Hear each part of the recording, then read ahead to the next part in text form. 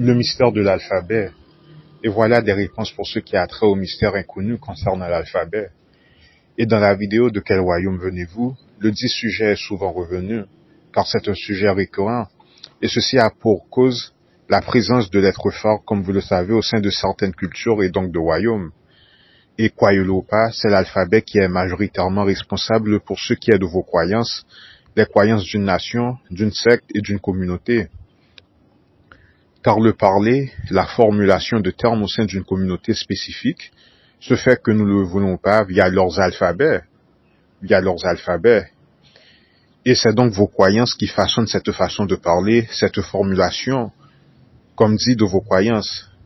Et que voulons-nous dire par là? Un Africain noir indigène ne parle pas comme un Africain du Nord, et l'Africain du Nord ne parle pas comme un Européen, et l'Européen comme un Mongolien, et le dernier comme un aborigène en Australie. Ils ont leur propre lingo et slang. Et donc, l'alphabet que pratiquent les derniers ne représente pas les mêmes choses point pour point, bien qu'il soit possible de traduire tel concept d'une secte par rapport au concept d'une autre secte. Et voilà donc de quoi nous parlons. Et cela se nomme le langage colloquial. Et certaines fois, vous comprenez là où va en venir telle ou telle personne, mais vous avez du mal à l'interpréter en votre langage, et c'est cela le langage colloquial, et voilà le grand mystère, car certaines fois, vous comprenez là où va en venir telle ou telle personne, mais vous avez du mal à l'interpréter en votre propre langage, et c'est cela le langage colloquial, le slang, le lingo, et voilà le grand mystère. Et lorsque vous lisez, interprétez l'histoire non matricielle de tous les peuples, cela parle des mêmes faits, des événements, et cela n'est pas toujours visible, comme dit à cause du langage colloquial, du lingo et du slang. Car chaque communauté et peuple ont leur propre lingo et slang, comprenez-vous?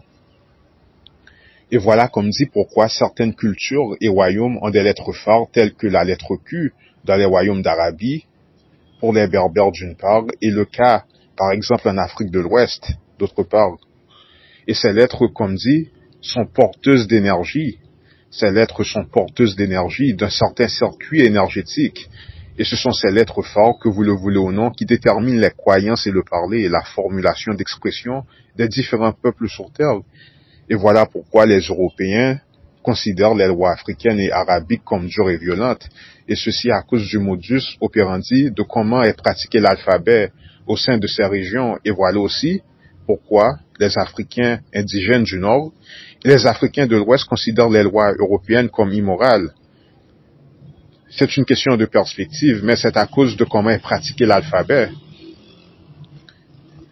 Et ceci dit, le mystère est qu'il se peut, mais je n'en ai aucunement les preuves et pas assez des fois afin de m'étaler sur le sujet, bien que je pense que ce soit vrai, que certaines lettres phares aient été plus en adéquation avec certaines biologies de gens venant de communautés spécifiques. C'est-à-dire que les arabiques et leurs lettres Q possèdent l'équivalent énergétique et biologique afin d'englober l'énergie, le circuit énergétique apporté par la lettre Q. Ils sont en mesure de mieux l'emmagasiner que d'autres personnes avec d'autres caractéristiques biologiques différentes, tandis qu'un Africain de l'Ouest possède l'équivalent énergétique et biologique afin d'englober l'énergie, le circuit énergétique apporté par la lettre K. Et croyez-le ou pas, prenez un Européen et donnez-leur l'alphabet arabique, et faites-en de même pour les arabiques par rapport à l'alphabet européen, et vous aurez des Européens qui acquièrent des traits de caractère arabiques d'une part, et des arabiques qui acquièrent des traits de caractère européens d'autre part, et cette analogie serait véridique pour un interéchange de l'alphabet de tous les peuples. Et voilà où la distinction est faite, et aussi où les théories racistes ou de race sont formulées, et la facette manquante pour ce qui est de ces théories racistes, car je ne cherche pas à les compléter, mais c'est cela, car il y a un facteur manquant. Je ne suis pas raciste, mais le facteur manquant qui n'est pas pris en compte au sein de leur théorie est que la facette manquante pour ce qui est de ces théories concerne l'alphabet, les différences de style de vie, de pratique, ce n'est pas qu'une question biologique. Bien sûr, c'est biologique, mais c'est aussi une question d'alphabet, de comment l'alphabet est pratiqué, sans pour autant faire la promotion de ces trucs racistes et stéréotypes, vous comprenez. Et vous pouvez contester l'info si vous le voulez, c'est votre droit. Cependant, sachez que ce truc de langue est tellement vrai que c'est l'association des lettres de vos noms qui détient votre libido, à quel point vous êtes sensuel ou pas. Et souvenez-vous dans les écrits qu'Abraham a dû devenir Abraham et que Saraï a dû devenir Sarah afin que les deux deviennent fertiles. Et souvenez-vous dans les écrits qu'Abraham a dû devenir Abraham et que Saraï a dû devenir Sarah afin que les deux deviennent fertiles. Extrait, et peut-être beaucoup plus important, il aurait convenu de procéder à des expérimentations afin de prouver ou pas que le ratio de voyelles par rapport au ratio de consonants fait usage au sein de vos formulations quotidiennes altère vos niveaux multiples d'hormones sexuelles. Et ainsi, nous pouvons catégoriser l'anglais phonétiquement parlant en possession de force masculine, mais cependant pas d'une force brute étant brute. Car voilà le mystère, les lettres E, Q, Z, lorsque vous allez vers les lettres ultimes de l'alphabet, ce sont les lettres qui sont considérées comme des lettres de force brute. Car ce sont les lettres qui renvoient, pour ce qui est de la compréhension de la constellation des cieux et du cosmos et des trucs du genre. Donc lorsque vous parlez des Z, du Q, le T, ce sont des lettres brutes. Ce sont des lettres qui sont considérées comme brutes, ce sont des consonants forts. Et en étudiant l'alphabet, personne ne sait pour sûr, pensez-y, la raison pour laquelle le A correspond à la lettre initiale. En étudiant l'alphabet, personne ne sait pour sûr, pensez-y, la raison pour laquelle le A correspond à la lettre initiale. Pensez-y un peu, pourquoi le Z ne correspondrait pas à la première lettre et le A à celle ultime. Pensez-y encore. Et le mystère est que lorsque vous parlez de l'alphabet, celui-ci et ses lettres fascinantes et mystérieuses ont été divulguées progressivement et stratégiquement par un groupe de gens. Le mystère est que lorsque vous parlez de l'alphabet, celui-ci et ses lettres fascinantes et mystérieuses ont été divulguées progressivement et stratégiquement par un groupe de gens. Chaque lettre de l'alphabet représente une étape spécifique au chemin alchimique de l'illumination. Et l'alphabet représente en fait une séquence de lettres qui peut être divisée en trois parties. La première représentant la Terre et son année naturelle. La seconde, le monde souterrain et le voyage de l'héros et sa traversée au sein de la vallée de la mort. L'ultime étape correspond au cosmos et ses cycles astronomiques. Les secrets anciens contenus au sein de l'ordre numérique de l'alphabet sont retrouvés partout dans les écoles de mystère et de divination à travers le monde. Et l'alphabet contient les secrets du pourquoi, la magie de comment transformer le son en forme et objet concret. La vue, simplement telle qu'elle, n'amène pas au niveau auquel je fais référence. Il faut monétiser. Et même la monnaie à elle seule n'amène pas à ce niveau. Il faut être riche en différentes devises énergétiques, en différents niveaux de formulation, de parler et d'expression. Il faut être riche en différentes devises énergétiques, en différents niveaux de formulation, de parler et d'expression. Et les juges le savent. Et voilà pourquoi ils savent tout pour ce qui a trait à la monnaie et à l'argent.